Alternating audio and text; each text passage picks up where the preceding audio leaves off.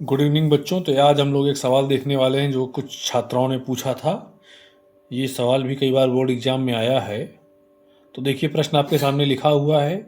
समान लंबाई के एक ही पदार्थ के दो तारों की त्रिज्याओं का अनुपात 2:3 है। यदि पहले तार का प्रतिरोध 4.5 ओम है तो दूसरे तार का प्रतिरोध कितना होगा, ये हमें ज्ञात करना है। ये बोर्ड परीक्षा में 2 नंबर का प्रश्न आया है। तो सबसे पहले क्या कह रहा है, देखिए सॉल्यूशन दिया है मैंने इसका कि समान लंबाई है, दोनों तार हैं तो लंबाई दोनों की समान है।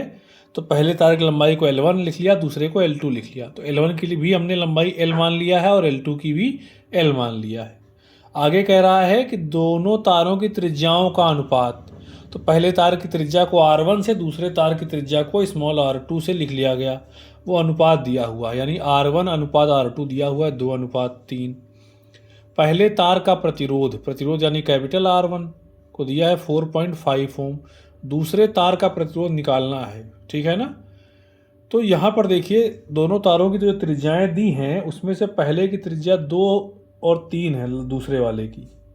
इसका मतलब दूसरे तार की मोटाई ज़्यादा है, लंबाई दोनों की बराबर है। तो इसका मतलब है कि दूसरे तार का प्रतिरोध क्या होगा, कम होगा। जिसकी मोटाई ज़्यादा होती है उसका प्रतिरोध कम होता है। तो कैसे सवाल हम लोग हल कर लेते हैं इसको। देखिए, लिखा हुआ है आपके सामने कि एक ही पदार्थ के दोनों तार हैं। पहले इधर वाले को देखेंगे जो बाएं साइड पर है। एक ही पदार्थ के दोनों तार हैं, अतः उनका विशिष्ट प्रतिरोध समान होगा। विशिष्ट प्रतिरोध को हम किससे लिखते हैं, रो से लिखते हैं।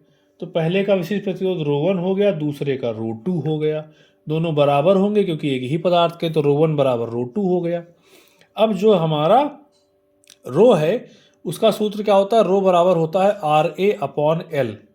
तो जहाँ रो1 लिखा था देखिए उसकी जगह क्या लिख दिया गया, R1A1/L1 लिख दिया गया है।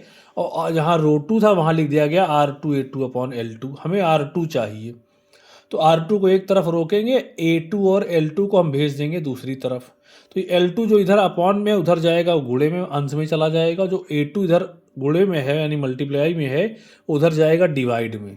तो क्या आ गया देखिए, R1A1L1 पहले से लिखा हुआ था, L2 ऊपर चला गया, A2 नीचे आ गया। इक्वल टू में क्या आ गया, R2 आ गया।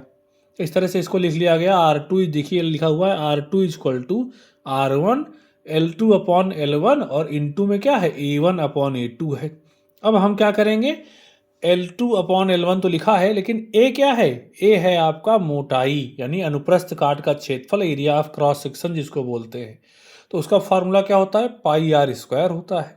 तो जब A1 जहाँ पर लिखा हुआ है उसकी जगह लिख दिया गया πr1² और A2 के प्लेस पर लिख दिया πr2²। तो पाई से पाई कैंसिल हो गया।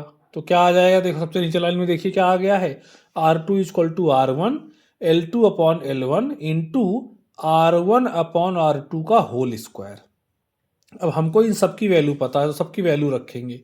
तो देखिए इधर यहाँ से आ गया ये R2 इक्वल टू है R1 और यहाँ क्या था L2/L1। तो L2 भी L है और L1 भी L है। इनटू में R1/R2, तो क्वेश्चन में हमें गिवन था देखिए R1/R2 कितना है, 2:3। तो उसकी वैल्यू को यहाँ पर पुट कर दिया गया, तो 2/3 हो गया। स्क्वायर था तो स्क्वायर कर दिया।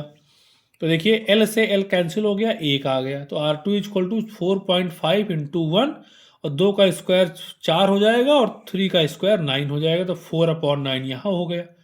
1 से मल्टीप्लाई करोगे वही आ जाएगा, तो 4.5 आ गया और गुणे में 4/9 आ गया।